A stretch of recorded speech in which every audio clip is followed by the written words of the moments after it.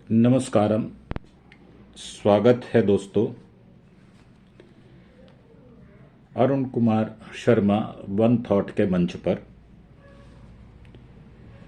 देश में वर्तमान घटनाओं के बारे में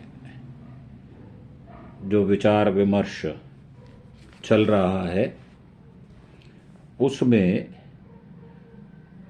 आज का जो विषय लिया गया है वो है रामलला मंदिर का उद्घाटन, जानकारियां और सूचनाओं की उपलब्धता की विवेचना। जी हाँ, रामलला मंदिर के विषय में जो सूचनाएं हैं और जानकारियां हैं उनके अभाव में ये विचार किया गया कि आने वाली 22 तारीख को ये सब कुछ बहुत अच्छे और सुंदर ढंग से लोगों के सामने आए। इस विचार से वहाँ पर लॉ एंड ऑर्डर की जो सिचुएशन है, क्योंकि श्रद्धालु अधिक संख्या में वहाँ पधारने वाले हैं और अयोध्या में रहने वाले लोग भी उसमें सहभागिता अपनी दर्शाएंगे, तो इस वजह से वहाँ की जो पुलिस है, पुलिस के अधिकारी हैं, उनकी करीब रोज ही बैठकें हो रही हैं और ये सूचनाएं आ रही हैं कि 26 अर्धसैनिक बल पीएसी की कंपनियां वहाँ लगाई जाएंगी। इसका पायलट प्रोजेक्ट जो है उसकी रिहर्सल हो चुकी है।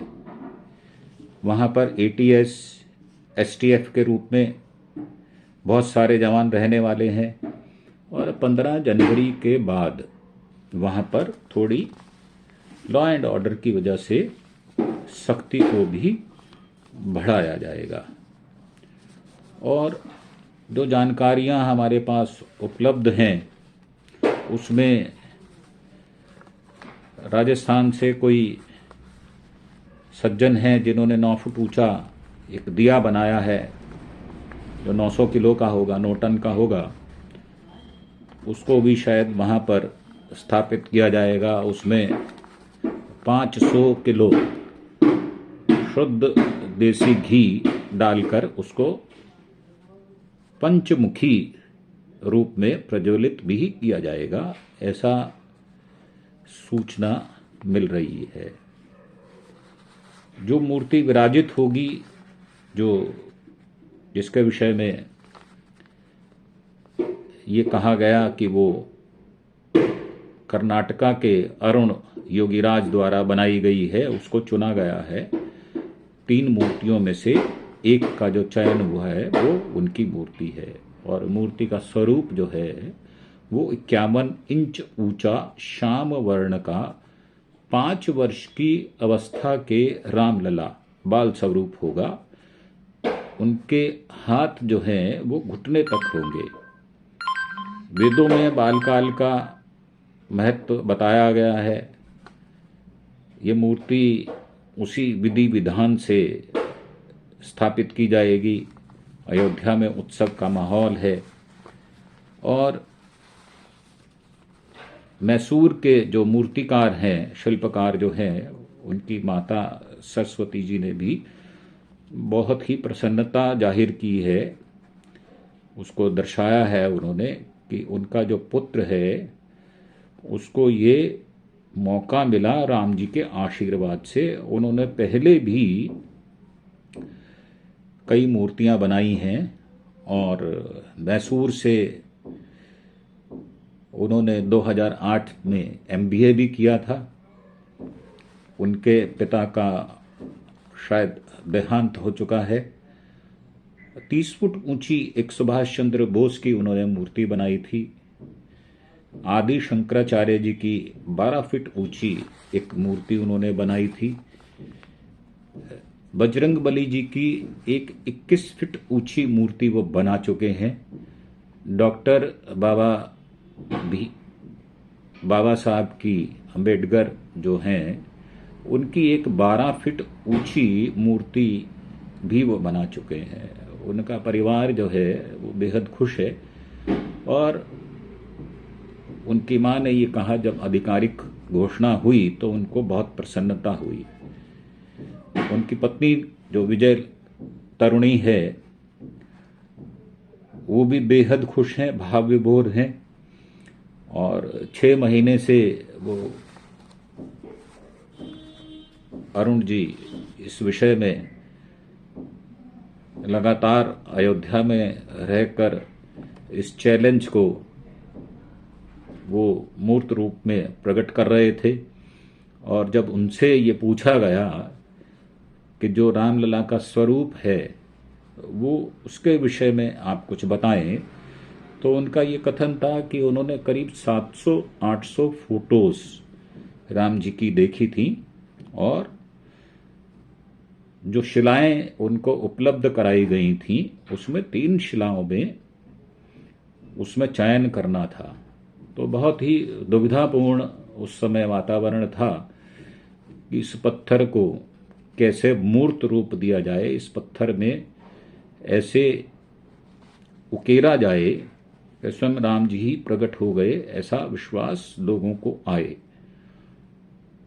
और ये भी उन्होंने कहा कि कर्नाटक में जो पूजा पद्धति है वो नॉर्दर्न इंडिया से भिन्न है, परंतु ये विषय था कि उन दोनों का समावेश कैसे हो, कैसे लगे कि जो दक्षिण का कर्मकांड या जो उत्तर का कर्मकांड है उसको कैसे इस मूर्ति में ढाला जाए। तो इस विषय में वो बहुत चिंतित थे, और इस पत्थर को कैसे मूर्त रूप में, स्वरूप में इसको ढाला जाए, ये उनके लिए बहुत ही विचारणीय विषय रहा। उसमें भगवान की आंख कैसी हो, हाथ कितने लंबे हों, नाक और मुंह का स्वरूप कैसा हो, बालक भले ही हों 5 वर्ष के, परंतु उनके मुख से गंभीरता की प्रवृत्ति दिखती हो, ऐसा विचार किया गया। जो फेशियल स्माइल होता है वो भी होना चाहिए, होठों की आकृति कैसी हो ये भी ध्यान में रखा गया। इन सब बातों को देखते हुए बहुत ही कठिन ये दुस्तर कार्य था जिसको उन्होंने किया है, और ये चैलेंजिंग था। वहाँ पर करीब अयोध्या मंदिर में, रामलला जी के मंदिर में 5 कीर्तन मंडप भी बनाए गए हैं। तीनों मूर्तियों को भी लगाया जाएगा, जो एक गर्भगृह में होंगी, दूसरी श्रृंगार मूर्ति जिसकी पूजा की जाएगी उसको भी वहाँ पर रखा जाएगा, और तीसरी मूर्ति के विषय में अभी कोई सूचना उपलब्ध नहीं है। और ये भी कहा जा रहा है कि जो रामलला का पहला स्वरूप जो उस ढांचे में था उसका क्या किया जाएगा, ये शायद अभी इसके विषय में कोई निश्चित विचार प्रकट नहीं किया गया। तो मेरा मानना ये है कि बहुत सूचनाएं जो उपलब्ध होनी चाहिए उनका अभी अभाव है, जानकारियों का अभाव है। जनता जनार्दन इस विषय में जानना चाहती है, परंतु सूचनाओं की उपलब्धता में कमी होने की वजह से ये सब कुछ हो रहा है। उसका कारण ये है कि जो इसको चुनावों से जोड़कर देखा जा रहा है उसमें समय की उपलब्धता कम होने के कारण और मौके की नजाकत को देखते हुए बहुत सारे निर्णय जल्दबाजी में किए जा रहे हैं, जिसमें एक विषय ये भी है कि जब एक मंदिर में एक ही भगवान की 3 मूर्तियों को रखा जाएगा और उनकी पूजा अर्चना की जाएगी, तो क्या ये शास्त्रानुसार शास्त्र सम्मत है भी या नहीं, यह विषय बहुत ही विचारणीय है।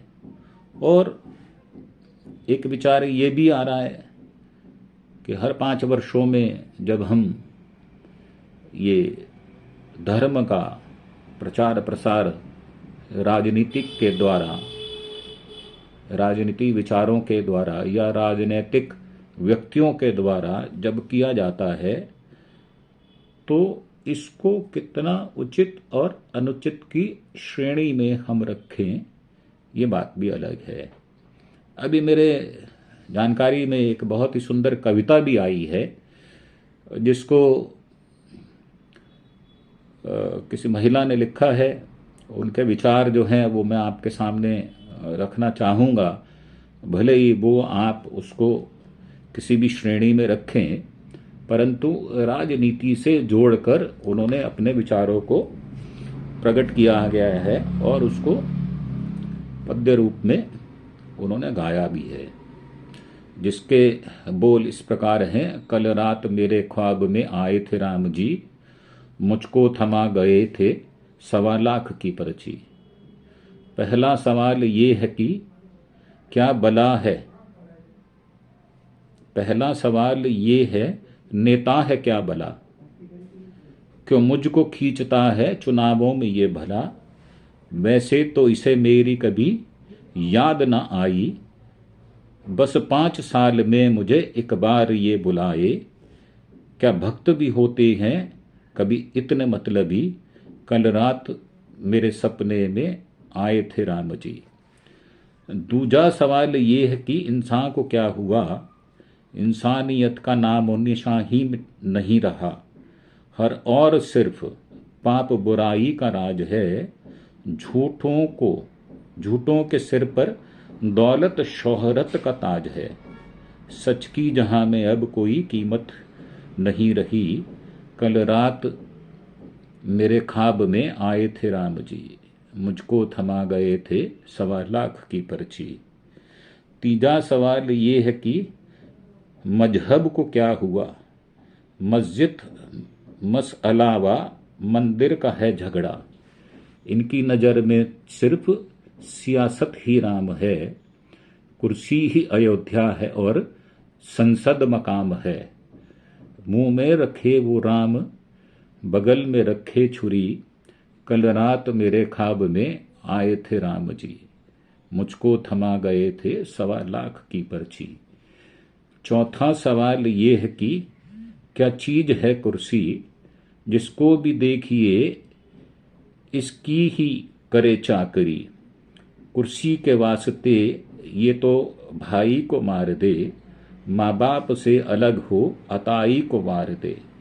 कुर्सी ही इनकी माता पिता और है सखी, कल रात ख्वाब में आए थे राम जी।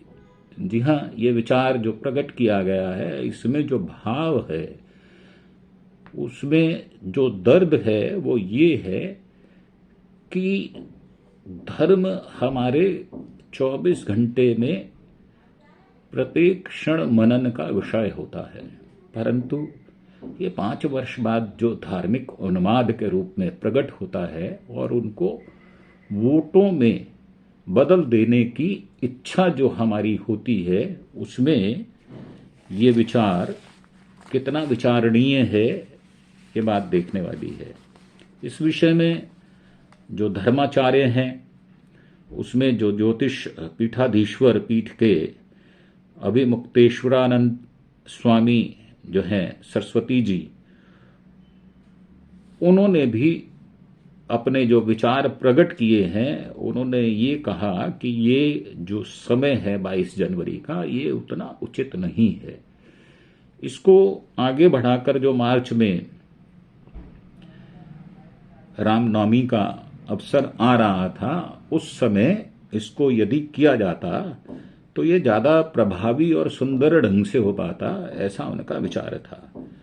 और वो स्वयं भी इसमें बहुत योगदान किए हैं और जो उन्होंने विचार प्रकट किया कि इसमें जो लोग जिन्होंने शहादत दी, उनका क्या स्थान होना चाहिए। मुझे याद है जब ये बाबरी मस्जिद को या विवादित ढांचे को गिराया गया, तो मुंबई के 2 भाई थे कोठारी ब्रदर्स, उनको भी अपनी जान से हाथ धोना पड़ा था और बहुत बवाल भी हुआ था। और जो स्वामी सरस्वती जी अभिमुक्तेश्वरानंद जी हैं, वो इस रामलला न्यास ट्रस्ट के उपाध्यक्ष भी रहे, ऐसा उन्होंने बताया है। और ये मोदी जी ने दूसरा ट्रस्ट बनाया और जो पहले ट्रस्ट के लोग थे उनको छोड़ दिया गया, उनको पहले ट्रस्ट से दूसरे ट्रस्ट में स्थान नहीं दिया गया। उसके पीछे क्या कारण था? जो अयोध्या श्री राम जन्मभूमि ट्रस्ट था उसको दरकिनार कर नया ट्रस्ट क्यों बनाने की आवश्यकता पड़ी, उसमें क्या राजनीति रही, इस विषय में भी उन्होंने बहुत सारी बातें बताई। और चारों शंकराचार्य का उसमें उपलब्ध ना होना भी भावनाओं को शंका की ओर ले जाने का काम करता है। और मेरा मानना ये है कि जिस विषय में अगर शंका प्रकट कर दी जाए तो उसको क्या हमें सबकी सलाह लेकर करना चाहिए या नहीं करना चाहिए, ये विषय बहुत ज्वलंत हो जाता है। बहुत सारे सुझाव मेरे पास भी आ रहे हैं कि इसको ऐसे किया जाए, इसको ऐसे किया जाए। असल में जो मेरी धारणा है, जिज्ञासु व्यक्तित्व होने के कारण रामलला के विषय में ज़्यादा पता करना, मंदिर के बारे में शोधपूर्ण बातें, जानकारियां उपलब्ध कराना, ये मुख्य मेरा विषय रहा है। और इसका भारत की राजनीति पर या भारत की धार्मिक अवस्था पर क्या असर होने वाला है, मुख्य विषय इसी विचार को रखकर किया गया है। और मेरा मानना ये है कि जो हम भारतवंशी या हिंदुस्तानी 100 करोड़ हिंदू हैं, या जो बाकी 44 करोड़ 60 लाख और हमारी जनता जनार्दन है, इनको भी कैसे स्वेच्छा से और खुशी खुशी सहभागिता इनकी बने, ऐसा विचार केंद्रीय सरकार या धार्मिक संस्थानों को करना चाहिए। ऐसी चेष्टा होनी चाहिए कि सम्मिलित रूप से इस उत्सव को मनाया जाए और ऐसा कोई विवाद जो धार्मिक दृष्टि से, कर्मकांड की दृष्टि से हो, वो ना उठे और सब कुछ शांतिपूर्वक लॉ एंड ऑर्डर की सिचुएशन को देखते हुए और इसको ध्यान में रखते हुए कि 2 महीने बाद केंद्रीय सरकार या चुनाव आयोग ने इसकी अधिसूचना केंद्रीय चुनावों की करनी है, तो उस विषय में क्या प्रबंध किए जा रहे हैं, क्या इसको राजनीति से, चुनावों से संबंध करने पर चुनाव आयोग क्या रुख अपनाना चाहेगा, इसके विषय में कोई सूचना या जानकारी अभी उपलब्ध नहीं है। बस इन्हीं विषयों के साथ आज इस एपिसोड को थोड़ा कमतर रूप में बनाया जा रहा है। बहुत जल्द ही, शायद आज ही, मैं दूसरा एक एपिसोड और करने वाला हूं जिसमें और बाकी बचे हुए जो अछूते विषय रह गए हैं रामलला मंदिर की प्रतिष्ठा में, जो बाकी जानकारियां हैं या बाकी जो वहां पर सूचनाएं हैं या जो प्रबंध उपलब्ध कराए जाएंगे, उनमें किन किन की सहभागिता होनी आवश्यक होनी चाहिए, इस विषय पर भी विचार किया जाएगा। और जो लोग भी इसके विषय में अपने विचार और देना चाहते हैं, मेरा अनुरोध है कि जो भी विचार प्रकट किए जाएं वह सकारात्मक होने चाहिए और उन पर ऐसे विचार प्रकट किए जाएं जिन पर हम मजबूर हों उन विषयों को इस माध्यम से उल्लेखित करने के लिए। परंतु मैंने देखा है कुछ लोग आक्षेप लगाने पर भी थोड़ा मन बना चुके हैं और वो उनका कथन है कि शायद मैं किसी नरेटिव से प्रभावित होकर इस प्रकार की बातचीत को कर रहा हूं। ऐसा नहीं है। हम लोग जिन विषयों को उठाते हैं वो विषय सारगर्भित होते हैं और वो विषय हमारे देशवासियों के साथ अपना संबंध जोड़ते हैं। ऐसी मेरी मंशा हमेशा रहती है। हाँ, ये मैं मानता हूं कि मैं राजनीतिक व्यक्ति कभी जीवन में रहा हूं और मेरा आरएसएस से और राष्ट्रीय स्वयंसेवक संघ से और भारतीय जनता पार्टी से या कांग्रेस से या आप पार्टी से मेरा संबंध रहा है और आज भी मेरे मित्र उन सभी पार्टियों में लोग हैं। और जब मैंने उनसे इस विषय में विचार विमर्श किया तो उन्होंने मुझे प्रोत्साहित किया कि यदि आप शुद्ध राजनीतिक रूप से इसको नहीं उठा रहे और इसको धार्मिक दृष्टि से देखकर अपने विचार प्रकट कर रहे हैं, और जो पिछले 4 एपिसोड मेरे आ चुके हैं उनमें बहुत सारे विषय, बहुत सारे विचार मैंने इस प्रकार प्रकट किए हैं जो कि ज्वलंत हैं और जिनकी गंभीरता के विषय में देश को विचार करना चाहिए, ऐसा मेरा विचार है। इन्हीं सब शब्दों के साथ मैं अपनी वाणी को विराम देते हुए आपसे एक बार फिर से करबद्ध प्रार्थना करूंगा कि मेरा जो ये प्लेटफॉर्म है, जो अरुण कुमार शर्मा वन थॉट, इसमें जो विषय मैंने लिया है रामलला का, उसके विषय में जो भी सारगर्भित विचार हों, जो कि सार्थक हों और इस दृष्टि से विचार दिए जाएं कि ये विचार 144 करोड़ 60 लाख हमारे बाशिंदों को प्रभावित करेंगे और उनकी सहभागिता होगी, ऐसा विचार कर हम कोई विचार अगर देते हैं तो उनका मैं तहे दिल से स्वागत करूंगा और आशा करूंगा कि मेरे इन सारे एपिसोड्स को अगर आप उचित समझें तो लाइक करें, शेयर करें और सब्सक्राइब करें।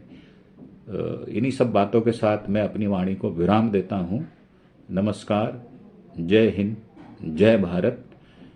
और रामलला का मंदिर भव्य हो, बहुत भव्यता से, सुंदरता से उसका उद्घाटन हो, इन्हीं आशाओं के साथ नमस्कार, धन्यवाद।